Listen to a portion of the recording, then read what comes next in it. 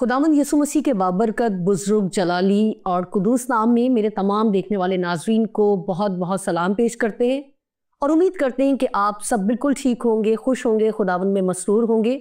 اور اگر کوئی مشکل ہے، پریشانی ہے یا کوئی بھی ہرڈل ہے تو ہم دعا کرتے ہیں کہ خدا کرے کہ آپ کی زندگیوں میں اگر یہ مشکل رہتی ہے تو خداوند آپ کو ہمت دے، قوت دے، حکمت دے تاکہ آپ اس میں سے نکلیں اور اپنے خداوند کے نام کو عزت اور جلال دیں۔ پروگرام کے آغاز سے پہلے ہی میں پاسٹر غزالہ شفیق کو ویلکم کرنا چاہوں گی۔ سسٹر ویلکم، ایک لانگ ٹائم کے بعد آپ ہمارے ساتھ پھر سے موجود ہیں، مگر خداوند کا شکر کرتی ہوں کہ آپ پھر سے ہمارے ساتھ موجود ہیں۔ مجھے پتہ ہے آپ بہت مصروف رہتی ہیں، ایک دنیا ہے جو آپ کو گھیرے رکھتی ہے، جیسے ابھی آپ آنے سے پہلے ہی بتا رہی تھیں کہ آ رہی تھی آپ کے اور اتنے سارے لوگ آپ کے پاس تھے، مگر پھر بھی آپ نے اس میں سے ٹائم نکالا، اس کے لیے بہت بہت شکریہ۔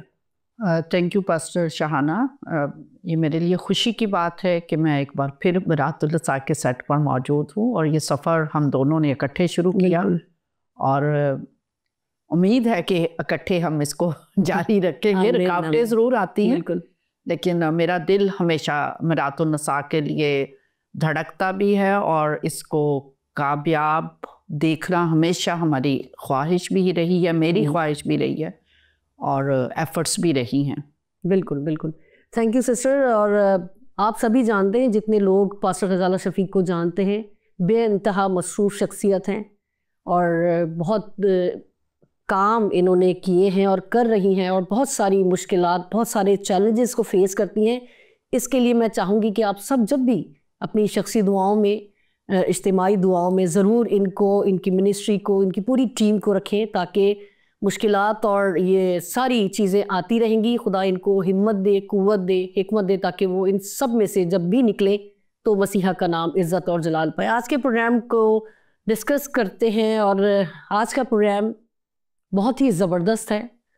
شاید کچھ لوگوں کو آغاز میں ایسا لگے کہ یہ کیا بات کر رہے ہیں، یہ تو عام سی بات ہے، یہ تو بہت کامن سی بات ہے، مگر میرا یقین ہے کہ جو تیاری اور جو باتیں، جو زبردست باتیں میں کہوں گی پاسٹر غزالہ شفیق آج شیئر کریں گی، وہ جب آپ اس کو سنیں گے تو پروگرام کے اختتام تک اور پھر اگلے پروگرام میں بھی آپ سیکھیں گے اور سمجھیں گے، تو میں سمجھتی ہوں کہ آپ واقعی حیران رہ جائیں گے کہ ہم کیسے ان باتوں کو بھلا بیٹھے ہیں یا ہم ان پر تحقیق نہیں کرتے یا سوچتے نہیں ہیں۔ ٹاپک ہے عورت، اور آپ کے سامنے دو عورتیں بیٹھی ہوئی ہیں اور ہمارے پروگرام کا نام بھی اتفاق سے برات النساء ہے، عورت آئینہ یا عورت آئینے میں، جس طرح سے بھی آپ اس کو سمجھنا چاہیں۔ تو عورت کے اوپر آج ہم بات کریں گے اور اس معاشرے کی دو اہم اکائی ہیں، مرد اور عورت۔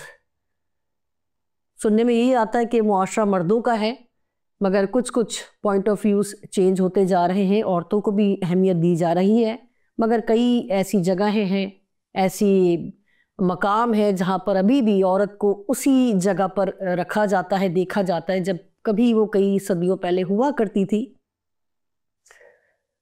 آج ہم ضرور ان چیزوں کو ڈسکس کریں گے کہ عورت طاقتور ہے یا ابھی بھی استحصال کا شکار ہے، اور عورت کو ہم ہمیشہ ہی کسی نہ کسی رشتے میں پیوستہ ہی دیکھتے آئے ہیں، چاہے وہ ماں ہے، بیٹی ہے، بہن ہے، بیوی ہے۔ کیا عورت کی اپنی کوئی شخصیت ہے؟ عورت کو ہم ایک اکیلے روپ میں کس طرح سے دیکھ سکتے ہیں، یا اس کے ساتھ ہمیشہ کچھ نہ کچھ منسلک رہے گا؟ یہ ساری باتوں کو ہم سیکھیں گے۔ سسٹر، آپ کی طرف میں اپنی اس بال کو ڈالتی ہوں اور ریکویسٹ کرتی ہوں کہ عورت کو ایکسپلین کریں پلیز۔ Thank you. آپ نے جیسا اپنی تمہید میں کہا کہ عورت معاشرے کا حصہ ہے، اور عام جملہ بولا جاتا ہے کہ مردوں کا معاشرہ۔ ایک معاشرے میں خاندان ایک اہم اکائی ہوتا ہے، اور اس اکائی میں مرد اور عورت یہ دونوں اس کا لازمی جزو ہیں، اور ایک بھی اگر اکائی کمزور ہے تو وہ خاندان مضبوط نہیں ہوتا، اور اگر خاندان مضبوط نہیں ہے، خاندانوں سے معاشرہ ترتیب پاتا ہے، تو خاندان مضبوط نہیں ہے تو وہ معاشرہ بھی صحت مند نہیں ہوتا۔ آپ نے یہ بھی کہا کہ بہت سے قوانین بن رہے ہیں، عورت کو اہمیت دی جا رہی ہے۔ بالکل، قوانین بالخصوص اگر ہم اپنے پاکستانی معاشرے کو دیکھیں یا ایشین کلچر میں عورت کو دیکھیں، بالخصوص ہمارے ملک میں بہت سے ایسے قوانین بنائے جا رہے ہیں جہاں عورت کے تحفظ کے لیے، عورت کی حفاظت کے لیے یا عورت کو طاقتور بنانے کے لیے قوانین بنائے جا رہے ہیں۔ اچھا میں بتاتی چلی جاؤں، قوانین جتنے بھی آپ بنا لیں، جب تک آپ کا ذہن نہیں بدلے گا تو وہ قوانین کسی کام کے نہیں۔ ایسے بالکل اچھی بات ہے کہ ہم دونوں خواتین موجود ہیں یہاں پر، اور دونوں ہی، اور اس پروگرام کا نام بھی میرات النساء ہے۔ لیکن جب ہم جو رویہ، جو استحصال، جو زیادتیاں عورت کے ساتھ ہوتی ہیں اس پر توجہ کریں، تو جب میں اس لفظ کو اسی لیے میں نے کہا پلیز اس پروگرام کا نام بھی عورت ہی رکھیں، کیونکہ بہت کامن ورڈ ہے۔ تو اس کا مطلب کیا ہے؟ مجھے خود سمجھ آئی کہ عورت کا استحصال کیوں ہوتا ہے، کیونکہ اس کا میننگ جو نکلا ہے یا جہاں سے یہ لفظ بنا ہے وہ اس کا مفہوم، اس کا معنی، اس کا روٹس ایسے ہیں کہ جو اس استحصال کا سبب ہے۔ میں تو یہ اس ساری تحقیق کے بعد یہ سمجھی، میں ضرور بتاتی ہوں اس کا روٹ ورڈز بھی، لیکن جو بات پھر معاشرے کی طرف آ جائیں، میں نے کہا معاشرہ خاندانوں سے بنتا ہے، تھوڑی سی چیز اور بھی سمجھ لیں ایک عورت کی اہمیت کے لیے کہ مرد جو ہے وہ مکان ضرور بنا لیتا ہے، لیکن اس مکان کو گھر نہیں بنا سکتا۔ مکان تو سامان اور اینٹوں سے اور چیزوں سے بن جاتا ہے، لیکن اس کو گھر ایک عورت ہی بنا سکتی ہے، کیونکہ جب تک عورت نہیں ہے تو وہ گھر کی شکل نہیں بنتی، خاندان نہیں بنتا، معاشرہ نہیں بنتا۔ اور یہ عجیب بات ہے کہ ہمارے ہاں جتنے بھی قوانین بنتے ہیں وہ عورت کی حفاظت کے لیے، اور عورت کو حفاظت کس سے چاہیے؟ مرد سے چاہیے، کیونکہ مرد ہی اس کا استحصال کرتا ہے، مرد ہی اس کو جنسی طور پر ہراساں کرتا ہے، مرد ہی اس کے حقوق پر ڈاکہ مارتا ہے، مرد ہی اس کی عزت کو خراب کرتا ہے، مرد ہی اس کو دبا کر گھر کی چار دیواری میں بند رکھنا چاہتا ہے۔ ہم مردوں کے خلاف نہیں ہیں، لیکن اس سوچ کے خلاف ہیں جو عورت کو اس طرح سے دبا کر کمزور کرتی ہے۔ کیونکہ ہم خود، میں اپنی زندگی کے لیے تو بہت خدا کا شکر کرتی ہوں کہ میری زندگی میں ایک ایسا ساتھی ہے جو مجھے بہت، بلکہ اسے نہیں، میرے بااختیار کردار کو، بااختیار سوچ کو، بااختیار عمل کو، بااختیار کاموں کو انہوں نے کبھی آبجیکٹ نہیں کیا۔ تو میں بتا دوں کہ میں مردوں کے خلاف نہیں ہوں، اس سوچ کے ضرور خلاف ہیں، کیونکہ ہم قوانین بنانے سے کسی کو حق نہیں دے سکتے۔ سوچ بدلے گی تو ان قوانین پر عمل بھی ہوگا، اور پھر عورت بااختیار بھی ہوگی۔ تو میں نے آپ سے کہا کہ میں نے جب اس پہ تحقیق کی تو مجھے سمجھ آئی کہ عورت کا استحصال کیوں ہوتا ہے، عورت کو جنسی ہراسانی کا سامنا کیوں کرنا پڑتا ہے، عورت کے اوپر مرد کیوں ڈومینیٹ رہتا ہے۔ یہ بڑی عجیب بات کہ عورت کا جو لفظ ہے وہ عربک ورڈ، اس میں عورت، ہم جو عورت بولتے ہیں این سے بولتے ہیں، وہ ہے AWARAT، اور اس کا جو میننگ ہے، جو عربک ورڈ ہے، جو جہاں سے یہ اوریجنیٹ ہوا ہے، جہاں سے یہ نکلا ہے، اس کا مطلب ہے امپرفیکشن، یعنی نامکمل ہونا، اس کا مطلب ہے ویکنس، اس کا مطلب ہے، یہ میں کچھ اس کے میننگز لکھے ہوئے ہیں، میں آپ کو ضرور پڑھ کے سنا دیتی ہوں۔ جی پلیز۔ یہ ڈیرائیو کیا ہوا ہے عربک ورڈ عورت سے، جس کا میننگ ہے ڈیفیکٹیونیس۔ آپ سمجھ سکتے ہیں ڈیفیکٹیونیس کہ جس میں کمیاں ہیں، خامیاں ہیں، ٹھیک ہے، نقص ہے۔ پھر نیوڈیٹی، پھر اس کا مطلب ہے امپرفیکشن، پھر اس کا مطلب ہے نیکڈنس، ننگا پن۔ تو جب اس کے مطلب ہی اور پھر جینیٹلز یعنی جو ہمارے جسمانی اعضاء ہیں، اور اس سے یہ سارا جو کور کرتا ہے، اس کے جو روٹس ہیں وہ اس کو کور کرتے ہیں عورت. تو جب اس کا مطلب ہی یہ ہے کہ نیکڈنیس، تو ہم ننگے ہی نظر آئیں گے نا. تو جب میں نے اس کا یہ مطلب دیکھا تو مجھے ایک بڑے اسکالر ہی ہیں، وہ ایک بار سوشل میڈیا پہ بیان کر رہے تھے، ان کی ویڈیو ہے کہ عورت جو حور ہے وہ اگر 72 لباس بھی پہن لے گی تو وہ پھر بھی ننگی نظر آئے گی. تو مجھے پہلے بہت حیرت ہوتی تھی کہ عورت برقعے میں ہے تو ننگی نظر آ رہی ہے، عورت لباس میں ہے، شلوار قمیض میں ہے تو وہ عورت ننگی نظر آ رہی ہے، عورت نے اپنے آپ کو جینز پہنی ہوئی ہے تو بھی ننگی نظر آ رہی ہے.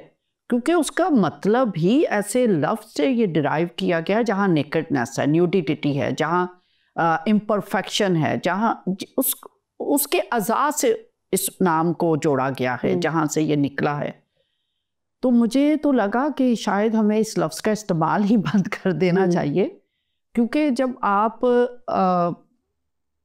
اس سوچ کے ساتھ ایک خاتون کو دیکھیں گے تو میرا خیال ہے پھر وہی، کیونکہ ہم یہ بھی عام پڑھتے ہیں کہ الفاظ جو ہیں وہ اپنے اندر طاقت رکھتے ہیں، نام اپنے اندر طاقت رکھتے ہیں.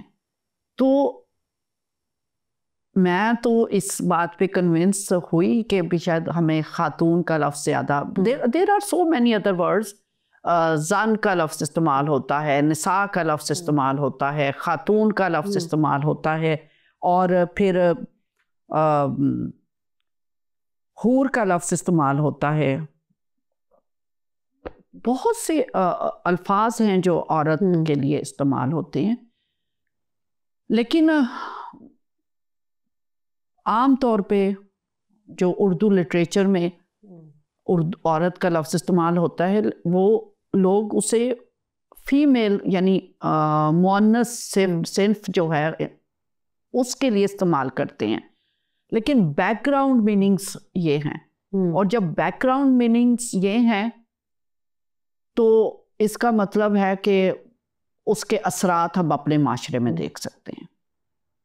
جتنا زیادہ ہماری بچیاں جب وہ جابس پہ جاتی ہیں، وہ کوئی بھی جاب لے لیں، وہ جنسی ہراسانی کا شکار ہوتی ہیں، کیونکہ وہ 100 پردوں میں بھی چھپ جائیں، 72 لباس پہننے، وہ ننگی ہی نظر آنی ہے.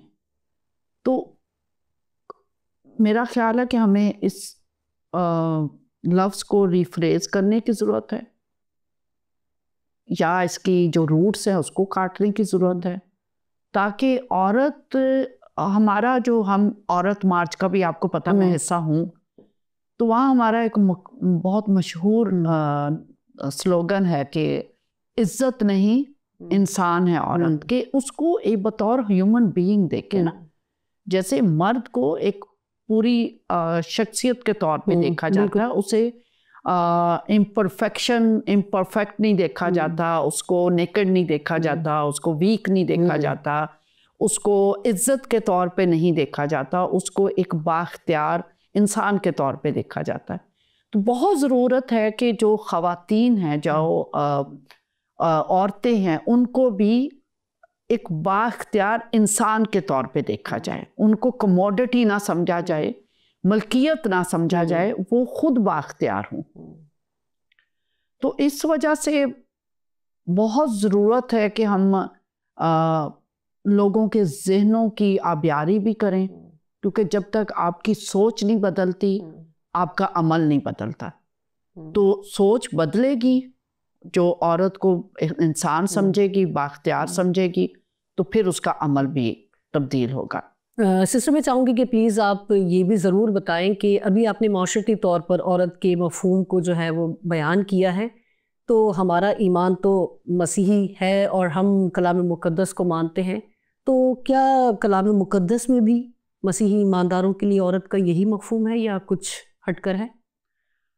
نہیں، جب ہم بائبل مقدس کو دیکھتے ہیں، میں بالکل وہ ہبریو روٹس پہ بھی جاؤں گی، گریک جو ہماری اوریجنل زبان ہے وہ ظاہر عبرانی ہے اولڈ ٹیسٹامنٹ میں، اور نیو ٹیسٹامنٹ میں گریک ہے، 2 اب بائبل ہر زبان میں موجود ہے۔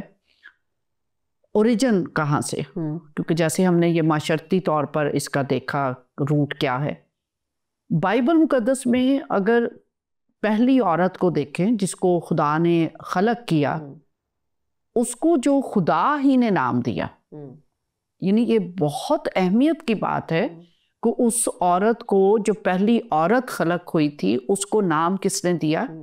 خدا کی ذات نے دیا، اور وہ نام کیا تھا؟ ہوا۔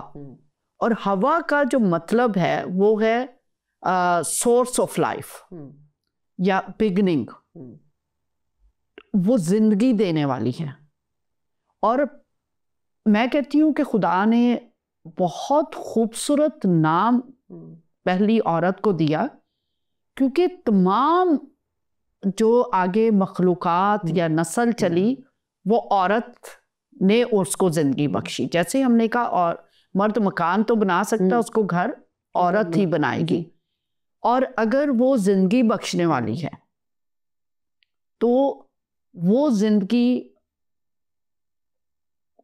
کیسی زندگی ہے؟ وہ زندگی بااختیار زندگی ہونی چاہیے، کیونکہ یہ ٹائٹل، یہ ذمہ داری، یہ اختیار، یہ ابیلٹی عورت کے اندر قادر مطلق خدا نے خود رکھی ہے۔ ٹھیک ہے، وہ شادی، ایک ریلیشن شپ، وہ الگ چیز ہے، اس کو ابھی ہم نہیں ڈسکس کر رہے، وہ ہم نیکسٹ پروگرام میں ضرور ڈسکس کریں گے۔ لیکن بائبل میں جو پہلی عورت ہے وہ عورت امپرفیکٹ نہیں ہے، وہ ویک نہیں ہے، وہ نیکڈ نہیں ہے، بلکہ وہ زندگی بخشنے والی ہے، وہ زندگی کا آغاز کرنے والی ہے، وہ ایک با اختیار عورت ہے۔ تو بائبل میں تو جب خدا نے پیدائش کا پہلا جو مقدس صحیفہ ہے، میں ضرور دوبارہ تمام لوگوں کو جو مسیحی ایماندار ہیں اور اس کے ساتھ ساتھ جو دوسرے ہمارے ساتھی لوگ جو ہیں، ویورز ہیں، جو ہمارے پروگرام دیکھتے ہیں، میں ان کو انکریج کروں گی کہ وہ توریت پر ایمان رکھتے ہیں تو توریت ہی کا پہلا جو صحیفہ، پیدائش کا صحیفہ، اس کے پہلے 3 ابواب بہت اہمیت کے حامل ہیں، کہ وہاں پر ہی ہمیں پتہ چلتا ہے کہ عورت پہلی جو خلق کی گئی، خدا نے کہا کہ آدم کا اکیلا رہنا اچھا نہیں ہے، میں اس کے لیے ایک مددگار بناؤں گا، اور وہ مددگار کے لیے جو لفظ استعمال کیا گیا وہ خدا نے عبرانی میں، اولڈ ٹیسٹامنٹ میں، وہ اپنی ذات کے لیے استعمال کیا۔ یعنی خدا نے نہ صرف جب پہلا ہی باب پیدائش کا اور اس کی 26، 27، 28 آیت کہ نر اور ناری ان کو خلق کیا اور ان کو برکت دی، اور ان کو کہا پھلو بڑھو، زمین کو معمور اور محکوم کرو، اور ہر ایک چیز کے اوپر اختیار رکھو۔ ببلیکل جو کانسیپٹ ہے عورت کا، بائبل مقدس سے جو کانسیپٹ یا جو نظریہ یا عقیدہ عورت کے بارے میں ہے، وہ ایک بااختیار، خود مختار، انڈیپینڈنٹ عورت کا ہے۔ وہ محکوم نہیں ہے، وہ آل پاورفل ہے۔ تو انفارچونیٹلی کہ ہمارے ہاں بھی مسائل اور چیزوں کو صحیح انٹرپریٹ نہیں کیا گیا، اور وہ جو ایک الزام لگا دیا گیا، میں تو اسے الزام کہوں گی، کیونکہ لٹریچر میں اور لوگوں کے ذہنوں میں اور چرچ کے اندر یہ عام ٹیچنگ ہے کہ پہلا گناہ عورت کی وجہ سے آیا، جبکہ بائبل مقدس کلیئرلی بتاتی ہے کہ وہ گناہ آدم کی وجہ سے آیا تھا، اور وہ پہلا آدم جو مذکر، کیونکہ آدم تو نر و ناری دونوں کو کہا گیا تھا۔ یہ گہری باتیں، اور اگر آپ عبرات النساء کو سنتے آ رہے ہیں تو ہم نے یہ ساری چیزیں ڈسکس کی ہوئی ہیں کہ پیدائش 5 باب اور اس کی پہلی 2 آیات میں جو پہلی تخلیق کی تھی، اس کا کی گئی تھی، اس کا نام آدم رکھا گیا تھا۔ پھر ان کو سپریٹ کیا گیا تھا، میل اور فیمیل کو، اور جو فیمیل خدا بنا کر لایا تھا، خدا نے اس کا نام ہوا رکھا تھا۔ تو واپس میں آؤں گی کہ خدا نے مددگار کا لفظ وہاں پر جب کہا ان دونوں کو الگ کیا، اور کہا کہ ایک مددگار اس کی مانند بناؤں گا. تو وہ مددگار کا جو لفظ خدا اپنے لیے استعمال کرتا ہے زبور کے صحیفہ میں, تو وہی عورت کے لیے استعمال کیا گیا ہے. تو کم از کم بائبل کی عورت وہ محکوم نہیں ہے, وہ مجبور نہیں ہے, وہ بے بس اور بے کس نہیں. سسٹر سوری میں یہاں پہ آپ کو روکنے کی گستاخی کرنے لگی ہوں. ابھی آپ نے جیسے اسٹارٹنگ میں اس کے جو مفہوم اور معنی تھے عربی سے جو ریلیٹ ہیں وہ آپ نے جو بتائے بہت ہی مطلب نیگیٹو تھے اور ہمارے ذہن کو ایکسیپٹ نہیں ہو رہی یہ بات, اور بہت سارے ناظرین ہوں گے جو سن کے حیران ہوئے ہوں گے. مگر جب بائبل سے آپ نے عورت کے مفہوم کو بتایا تو بہت ہی انکریجمنٹ والا اور بہت پراؤڈ فیل کرنے والے میننگس ہیں. مگر اس معاشرے میں رہتے ہوئے ہم اسی زمرے میں آتے ہیں, وہ جو پہلے آپ نے مفہوم بتائے ہیں اسی طور پر دیکھا جاتا ہے عورت کو, اسی طور پر اس کو ٹریٹ کیا جاتا ہے. تو بائبل میں جو عورت کا مفہوم ہے جس کو خدا نے اختیار بھی دیا ہے اور وہ مددگار بھی ہے اور بگنر ہے, شروعات عورت سے ہوئی ہے, تو اس نظریے سے کیوں نہیں دیکھا جاتا؟ دیکھیے یہی تو انفارچونیٹ ہے. مجھے پتا ہے کہ یہ میننگ جو میں نے آپ کو بتائے ہیں, میں دوبارہ ایک اور زیادہ اس کو بتا دیتی ہوں کہ اس کا جو اوریجن ہے وہ WR, ٹھیک ہے, یہ عربک جو ورڈز ہیں عورت, ان میں ٹرم اورا عورت, اور اگر آپ اور کر لیں تو اوارا, اوارا کا لفظ آپ سمجھتی ہیں, یہ عربک کے جو پروننسیشن ہے, جو اس کے روٹ لیٹرز ہیں, آپ ضرور اس کو تحقیق کیجئے. اب مجھے نہیں پتا کہ اس زمانے میں اس کے کیوں عورت کو آوارہ کہا گیا, کیوں عورت کو امپرفیکٹ کہا گیا, کیوں عورت کو کمزور کہا گیا. بائبل میں عورت کمزور نہیں ہے, لیکن انفارچونیٹلی کہ چرچ نے اس طریقے سے تو عورت کو کمزور نہیں کیا. میں سمجھتی کہ مسیحی عورت معاشرے کی عورت سے زیادہ بااختیار ہے, لیکن جب وہ میں شادی والا ٹاپک شروع کروں گی تو اس میں مرد, کرسچن مرد بھی اس وقت عورت کا بہت استحصال کر رہا ہے, بہت زیادہ, اور عورت خود اپنا استحصال کروا رہی ہے. اس نے بھی جو معاشرتی رویے ہیں اور معاشرتی جو سوچ ہے اس کو اپنے اوپر حاوی کر لیا, بجائے اس کے کہ جو مسیحی کانسیپٹ ہے, مسیحی تعلیم ہے, وہ عورت اس تعلیم کو لیتی, ہماری کلیسیا اس تعلیم کو لیتی اور عورت کو بااختیار بناتی. تو سسٹر اس کا تو مطلب یہی کہ جو مسیحی عورتیں ہیں وہ بھی جو معاشرے میں دوسرے کلچر کے ساتھ رہ رہی ہیں وہ اسی کو اڈاپٹ کر رہی ہیں اور اپنے آپ کو بااختیار نہیں سمجھ رہی, کیونکہ ہمارا جو کلام مقدس ہے, جو زندہ کلام ہے, وہ تو عورت کو ہر طرح سے آزادی بھی دیتا ہے, آپ کو بااختیار بھی کرتا ہے, آپ کو ایک زبردست سپورٹر بتاتا ہے. تو عورت کیوں اپنے آپ کو جو دوسرے معاشرے کے لوگ کر رہے ہیں یا جس طرح سے ان کے گھرانے میں بیہیویئر ہے وہ اپنے آپ کو کیوں اسی سانچے میں ڈھال دیتی ہے؟ دیکھیے شاہانہ, اٹس انفارچونیٹ. آج کل پچھلے دنوں ایک خاتون کا کیس ہم نے کیا تھا, آستر, جس کا شوہر کو اس نے سیکنڈ میرج کر لی تھی, کیونکہ بائبل تو سیکنڈ میرج کی اجازت نہیں دیتی, تو اس کے ہوتے ہوئے اس نے دوسری شادی کی. اور اچھا ہوتے ہوئے یا کسی صورت جو ہمارا لا بھی ہے وہ دوسری شادی کی اجازت نہیں دیتا, وہ سرٹن پیرامیٹرز ہیں جہاں پر طلاق ہو سکتی ہے یا سپریشن ہو سکتی. تو جب سے اس کو سزا ہوئی ہے تو اب بہت سی خواتین دن رات ہمارے پاس آتی ہیں, بالخصوص میرے پاس آتی ہیں, نہ صرف پاکستان سے بلکہ آل اوور دا ورلڈ وہ فون کر کے, کینیڈا اور جرمنی جیسے ملک سے بھی فون کر کے وہ مجھے یہ کہیں گی کہ ہمارا شوہر یہ کرتا ہے, ہمارا شوہر یہ کرتا ہے. تو میں تو سمجھتی ہوں کہ جو مسیحی عورت نے خود اپنے آپ کو ویک کر لیا ہے یہ اس کا قصور ہے, زیادہ اس کا قصور ہے, کیونکہ خواتین آئیں گی اتنی پیاری بااختیار خواتین. ایک عورت آغا خان میں جاب کرتی, تو ہمارے پاس آئی, شوہر نے جاب چھڑوا دی اور اس دن اس کو مارا. کس وجہ سے مارا؟ جی آپ نے گول پراٹھا بنا دیا, مجھے تو چکور کھانا تھا. This is funny honestly. जब हम ऐसी कहानियां सुनते इतना गुस्सा भी आता है. तो मेरे हस्बैंड उन्हें कहने लगे आपने छुरी पकड़कर उसी वक्त चारों तरफ से काट के उसे चकोर बना के देखना तो ये चकोर बन गया, आपने मार क्यों खाई. लाइक ऐसी ऐसी चीजें डील करना पड़ती हैं. तो क्योंकि हमारे मुआशरे के अंदर हमारे जो वालिदैन हैं वो भी औरत को बाख्तियार नहीं बनने देते. वो नहीं बनने देते बाख्तियार. बाइबल में